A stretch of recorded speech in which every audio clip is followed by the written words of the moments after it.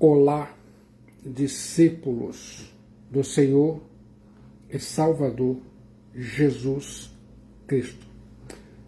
Somos a Igreja Batista Memorial da Ilha do Governador, uma igreja online para você se conectar em séries de mensagens nos livros da Bíblia. E agora o meu desejo é que você que está conectado se sinta à vontade em sua casa ou em seu local de trabalho.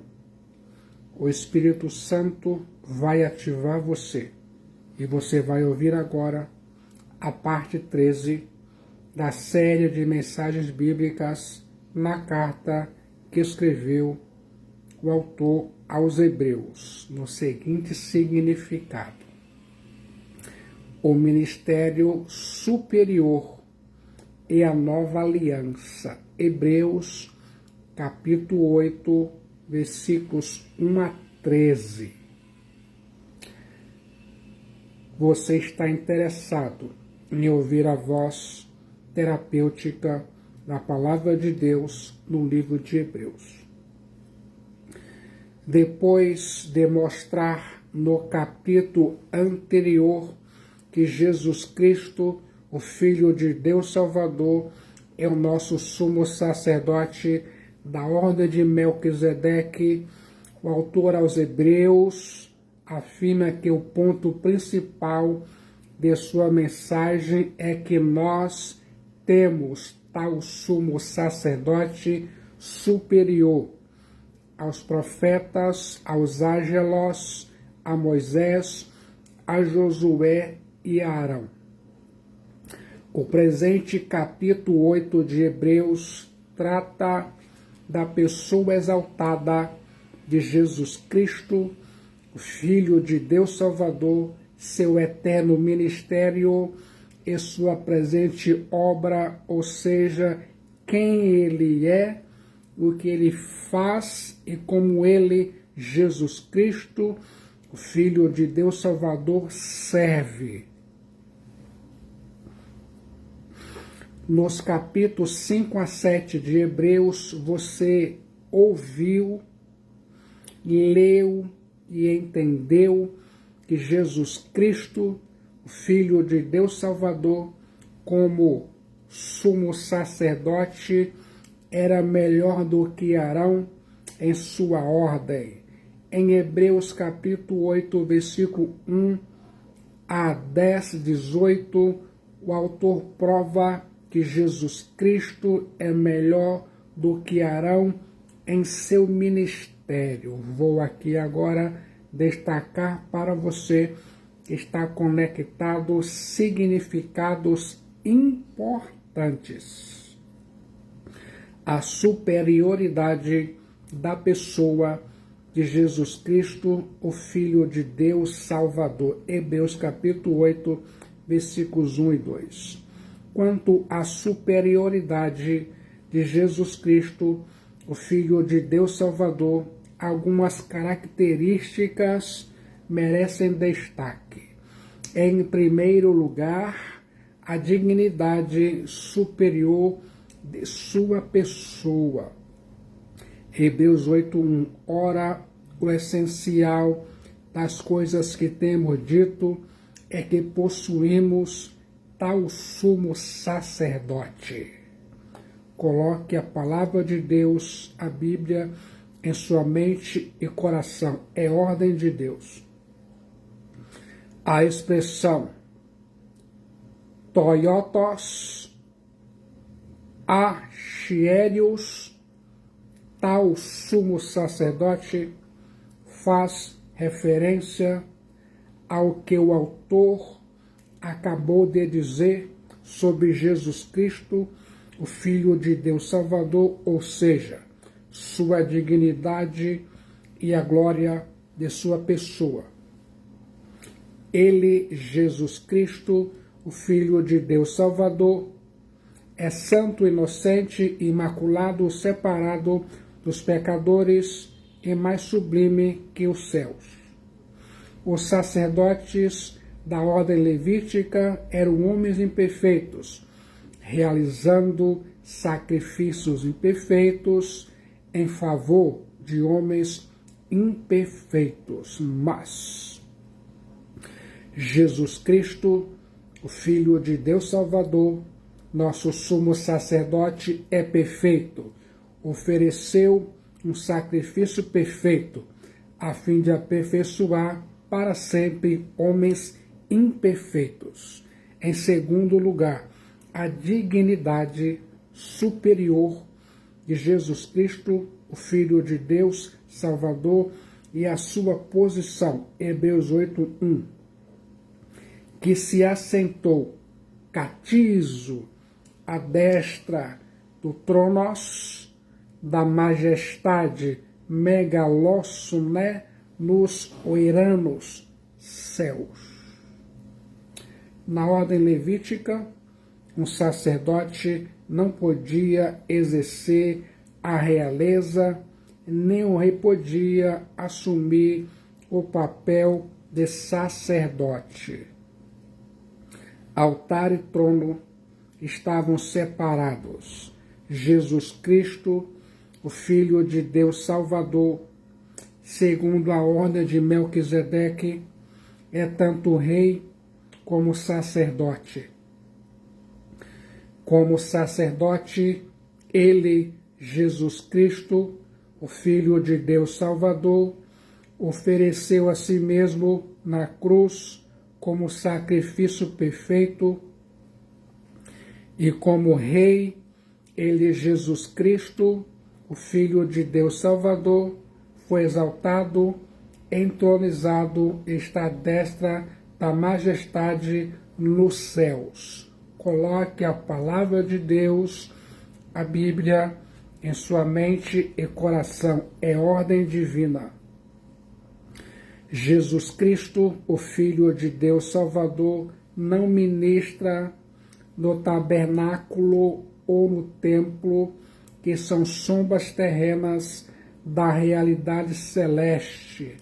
Ele, Jesus Cristo, o Filho de Deus Salvador, ministra na própria realidade celestial, na habitação do próprio Deus.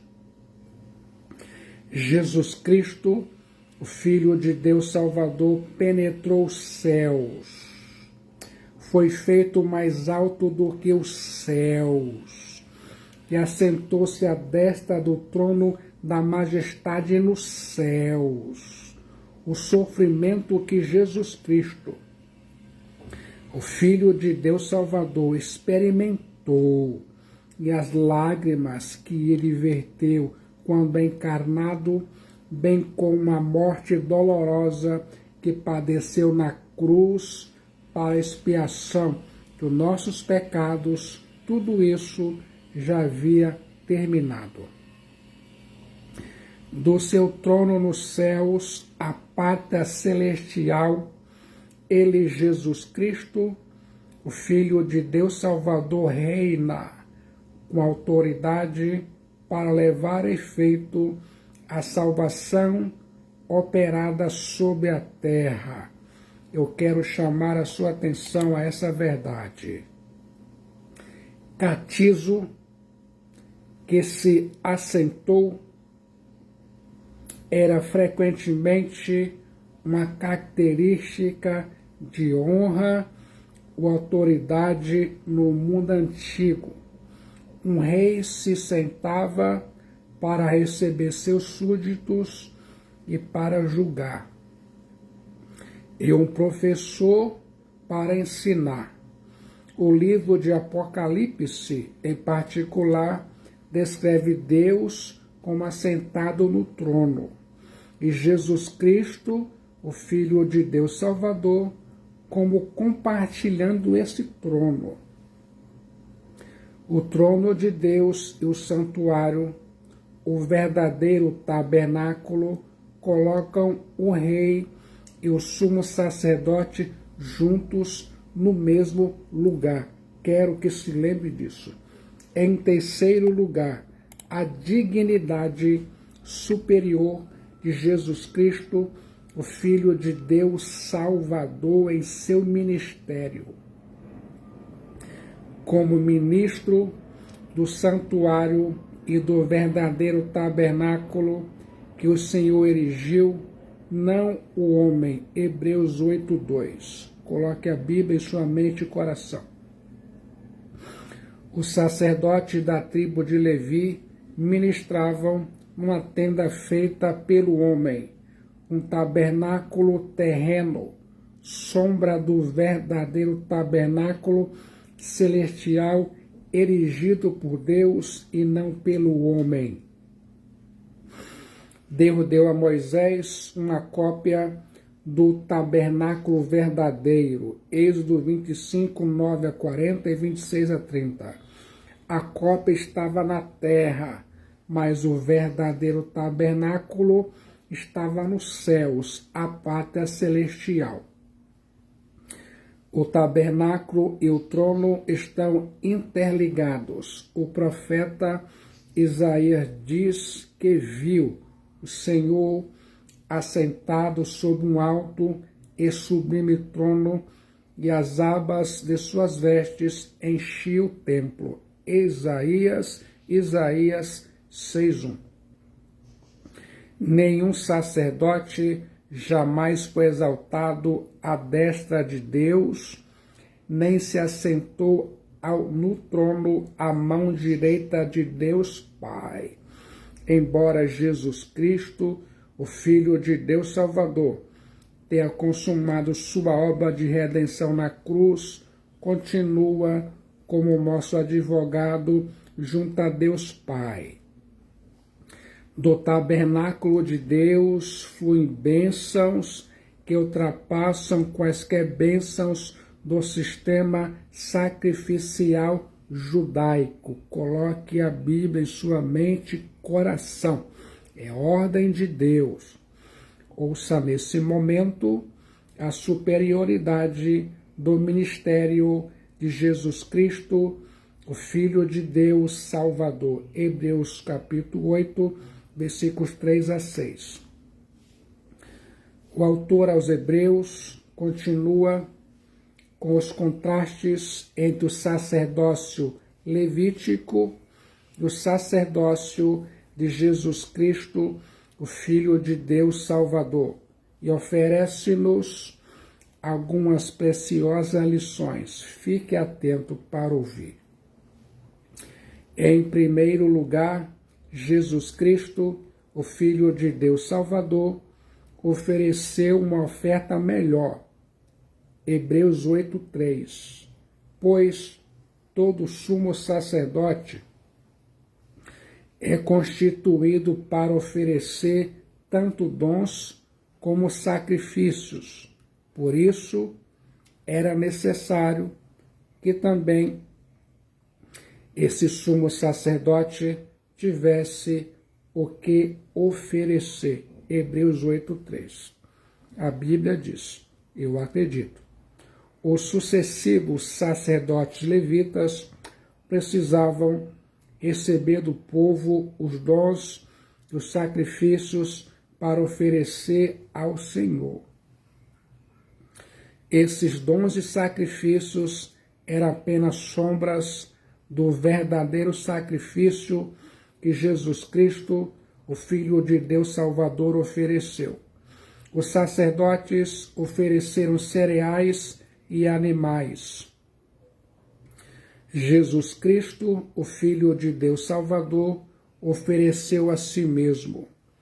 Os cordeiros que eram imolados no altar simbolizavam Jesus Cristo, o Filho de Deus Salvador, o Cordeiro de Deus que tira o pecado do mundo. Há aqui um claro contraste entre as ofertas contínuas do sumo sacerdote em forma de dons e sacrifícios e a oferta única de Jesus Cristo, o Filho de Deus Salvador. Em segundo lugar, Jesus Cristo, o Filho de Deus Salvador, é sacerdote por uma ordem melhor. Hebreus 8:4. Ora, se ele estivesse na terra, nem mesmo sacerdote seria, visto existirem aqueles que oferecem os dons segundo a lei. Jesus não podia ser sacerdote na terra, pois não procedia da tribo de Levi. Jesus era da tribo de Judá. Nenhum sacerdócio procedeu dessa tribo. Logo, Jesus Cristo exerceu seu sacerdócio por uma ordem superior, que antecedeu a tribo de Levi e que se perpetua após o fim do sacerdócio levítico. Jesus Cristo, o Filho de Deus Salvador, é sacerdote para sempre, segundo a ordem de Melquisedeque. Em terceiro lugar, Jesus Cristo, o Filho de Deus Salvador, é sacerdote das coisas celestiais. Hebreus 8:5. Os quais ministram em figura e sombra das coisas celestes, assim como foi Moisés divinamente instruído quando estava para construir o tabernáculo, pois ele diz: vê que faças todas as coisas de acordo com o modelo que te foi mostrado no monte. Hebreus 8:5. Coloque a palavra de Deus, a Bíblia, em sua mente e coração. É ordem divina. Quando os sacerdotes levitas exerciam o seu ministério no tabernáculo e depois do templo, oferecendo dons e sacrifícios, tudo isso era transitório, uma sombra do que havia de vir. O tabernáculo foi erigido por Moisés, com prescrições prescritas dadas pelo próprio Deus. Aquele tabernáculo, levantado no deserto, era apenas uma cópia do real, um símbolo do verdadeiro, uma sombra do real, santuário celestial, o próprio céus, habitação de Deus. A religião do Antigo Testamento era uma figura e não uma realidade. A religião do Antigo Testamento era uma ilustração, uma sombra da realidade que chegou em Jesus Cristo, o Filho de Deus Salvador. A religião do Antigo Testamento era a sombra que projetava o Messias, e porque Cristo veio, não precisamos mais de sombra. Os sacerdotes ministravam dons e ofertas, mas tudo aquilo era sombra. Era figura da realidade, de realidades espirituais que iriam acontecer. A estrutura do tabernáculo era somente uma cópia, e os sacrifícios eram somente uma sombra. O propósito do escritor aos Hebreus não é reduzir as glórias da sombra, mas ressaltar a glória de sua substância. Em quarto lugar, Jesus Cristo, o Filho de Deus Salvador, é mediador de superior aliança. Hebreus 8:6. Agora, com efeito, obteve Jesus ministério tanto mais excelente, quanto é ele também mediador de superior aliança instituída com base em superiores promessas. O ministério de Jesus é mais excelente que o ministério dos levitas, porque está baseado numa aliança superior e fundamentado em promessas superiores. A aliança é superior porque a velha aliança prescrevia o que o povo devia fazer, mas não lhe dava poder para fazer. As promessas são superiores porque na antiga aliança elas enfatizavam as bênçãos temporais e terrenas, enquanto as promessas da nova aliança enfatizam as bênçãos celestiais e eternas. Guarde isso em sua mente.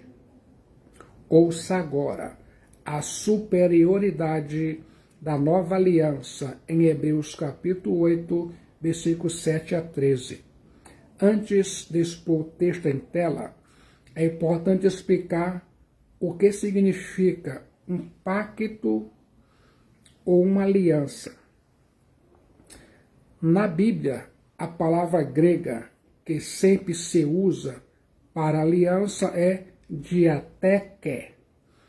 Ordinariamente, um pacto é um acordo entre duas pessoas na qual condições são estabelecidas para ambas as partes.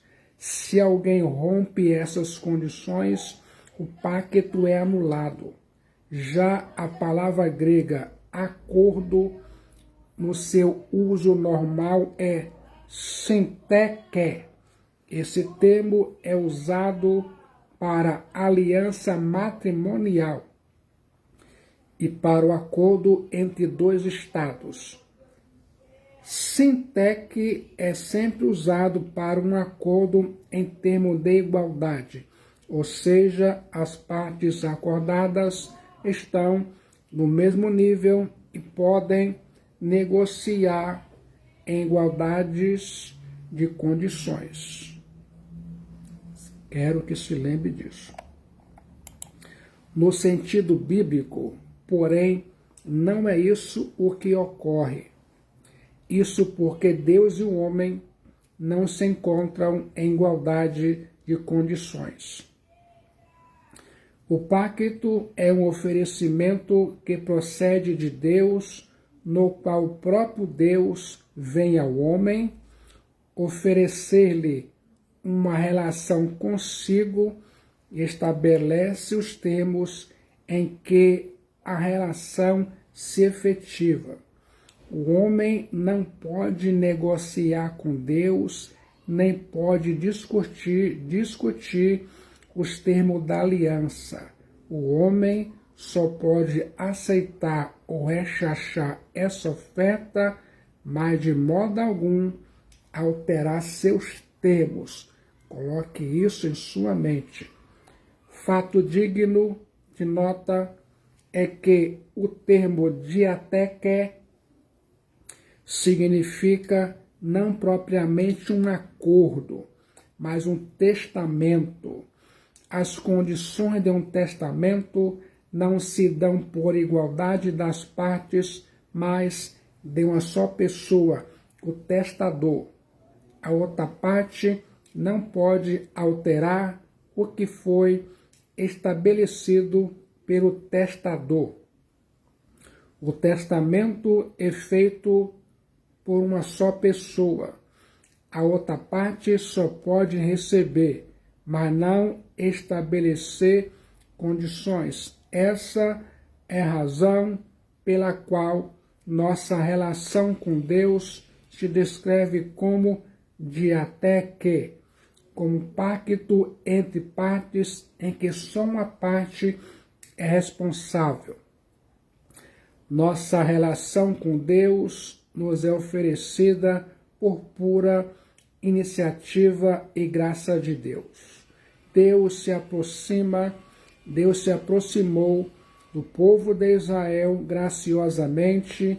Ele ofereceu uma relação única e especial consigo, mas essa relação dependia inteiramente de uma coisa, da observância da lei. Os israelitas aceitaram essa condição em Êxodo 24, 1 a 8. Israel, porém, não cumpriu sua parte. O argumento do autor aos Hebreus É, portanto, que esse antigo pacto foi anulado e Jesus Cristo, o Filho de Deus Salvador, trouxe um novo pacto, uma nova relação com Deus. Uma aliança normalmente envolve a plena cooperação das duas partes.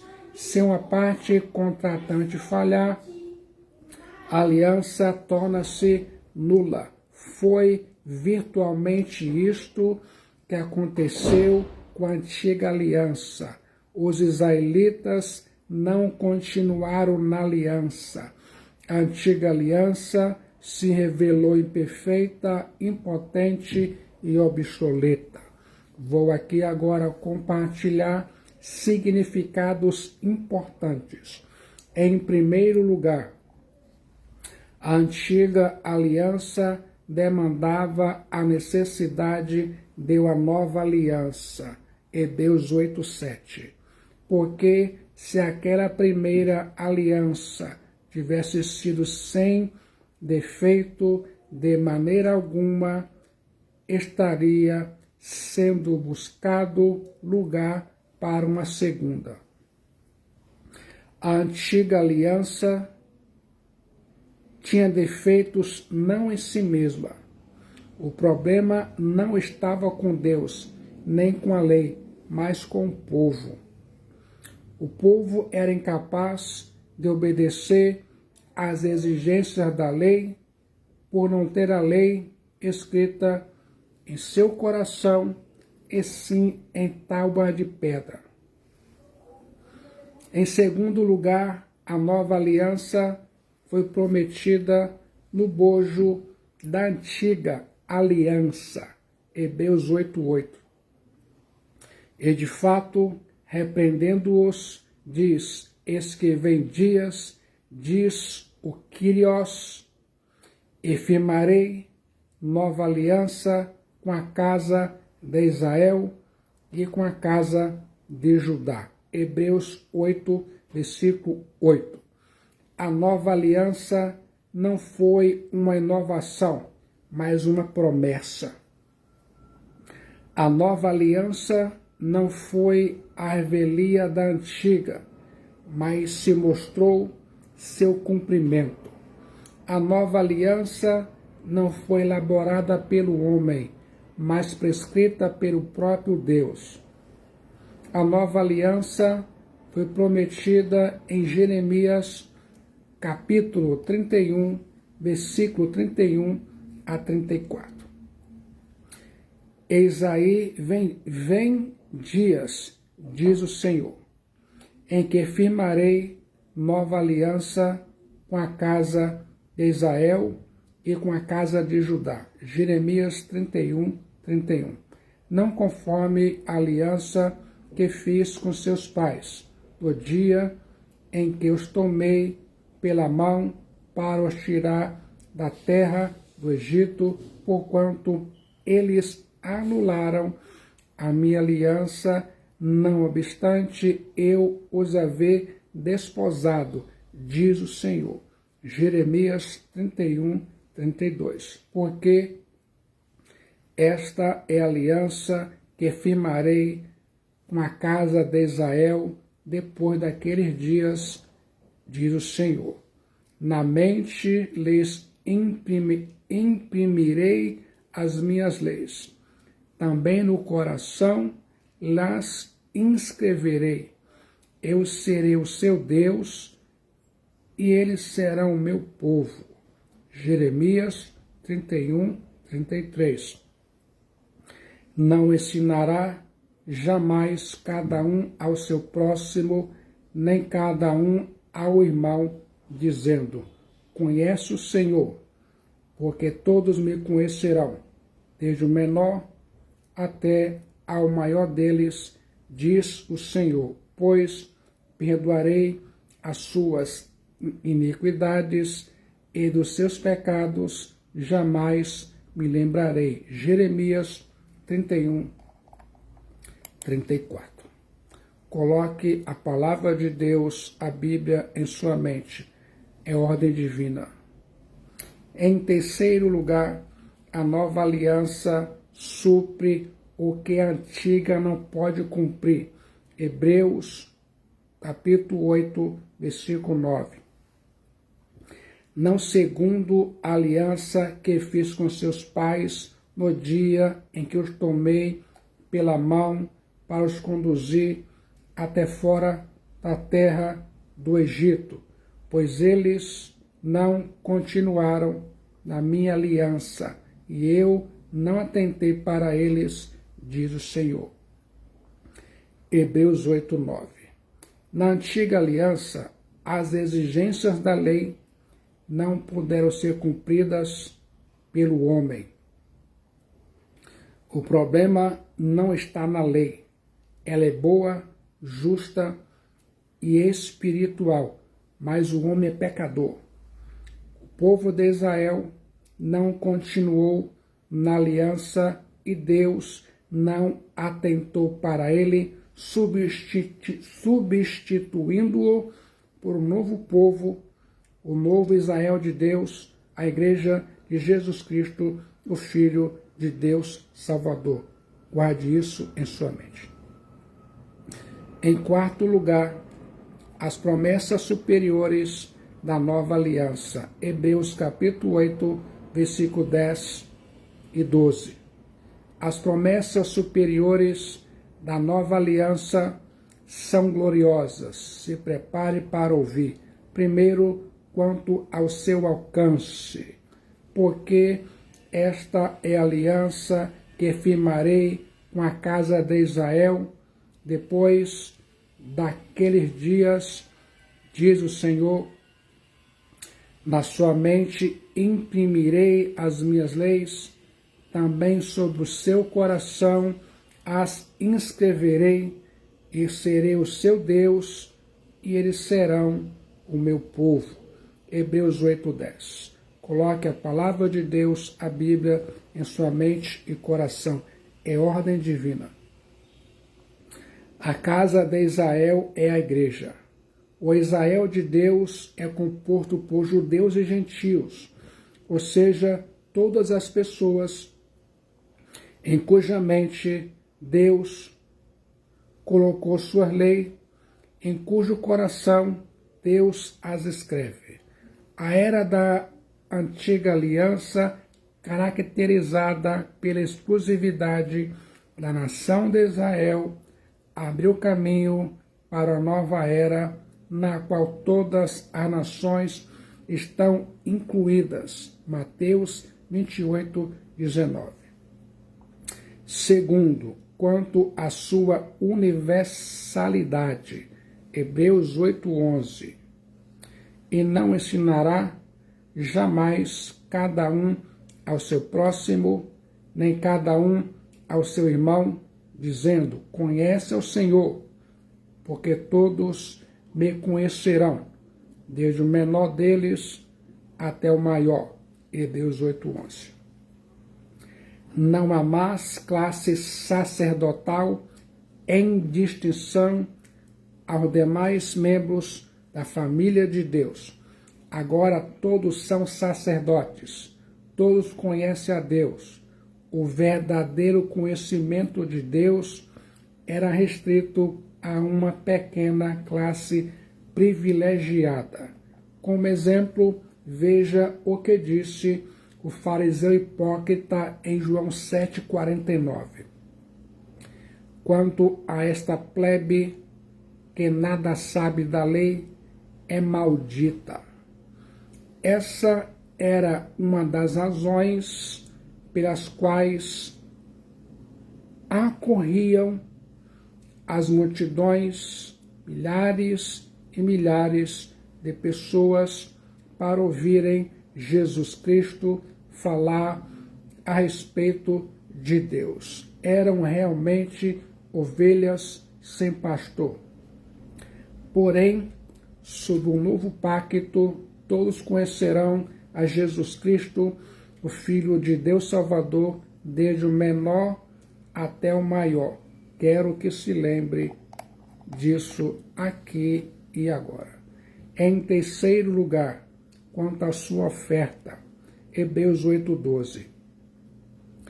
pois para com as suas iniquidades usarei de misericórdia, e dos seus pecados jamais me lembrarei. A Bíblia diz, eu acredito, na antiga aliança os sacrifícios precisam ser repetidos e repetidos, mas agora na nova aliança um único e eficaz sacrifício foi feito e o perdão está garantido para sempre.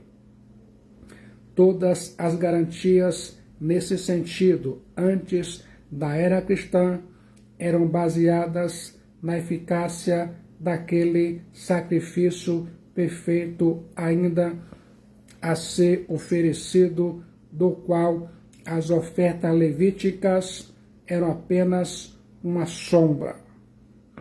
Agora eu quero que se concentre nas próximas palavras.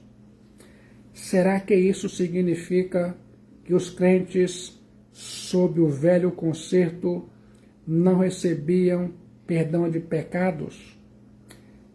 Que dizer de Moisés, Samuel e Davi? Deus não os perdoou? Certamente que o fez, mas não com base no velho concerto e seus sacrifícios. A única virtude que aqueles sacrifícios tinham em si mesmos era limpar as impurezas cerimoniais. Deus perdoava os crentes no velho concerto, baseado na morte de Jesus Cristo, o Filho de Deus Salvador, para quem apontavam os antigos sacrifícios, fora do novo concerto e do seu Cordeiro, Jesus Cristo, o Filho de Deus Salvador, não há perdão para os crentes da velha dispensação. Finalmente, em quarto lugar, a antiga aliança tornou-se antiquada, envelhecida e desapareceu. Hebreus 8:13. Quando ele diz nova kainos, torna antiquada a primeira. Ora, aquilo que se torna antiquado e envelhecido está prestes a desaparecer. A Bíblia diz, eu acredito, Hebreus 8:13. A palavra grega para nova aqui não é neos, o novo de edição, mas kainos, um novo qualitativo. O autor aos Hebreus usa duas palavras para descrever o antigo pacto, antiquado e envelhecido. A palavra grega palaio, traduzida por antiquado, está no presente perfeito, o que sugere que a primeira aliança já se tornara obsoleta. O resultado disso ainda está evidente no presente. A palavra grega gerasko, traduzida por envelhecido, traz o sentido não apenas de envelhecido, mas de decadente. Já a palavra grega apanismos, traduzida por prestes a desaparecer, é usada em referência a arrasar uma cidade, abolir inteiramente uma lei. Desta maneira, o pacto de Jesus Cristo, o Filho de Deus Salvador, introduz novo qualitativamente e anula o antigo, eliminando-o de todo. Quero que se lembre disso. Ela, a nova aliança, é conciliatória. A casa de Israel e a casa de Judá não erguerão mais muros de separação, mas serão uma só casa. A nova aliança, é interior. O antigo pacto era externo. As leis foram gravadas em tábua de pedra, mas a nova aliança é gravada na mente e no coração. A nova aliança, é universal. A antiga aliança estava circunscrita ao povo de Israel, mas a nova aliança estende seu alcance a todos os povos. A nova aliança, é generosa.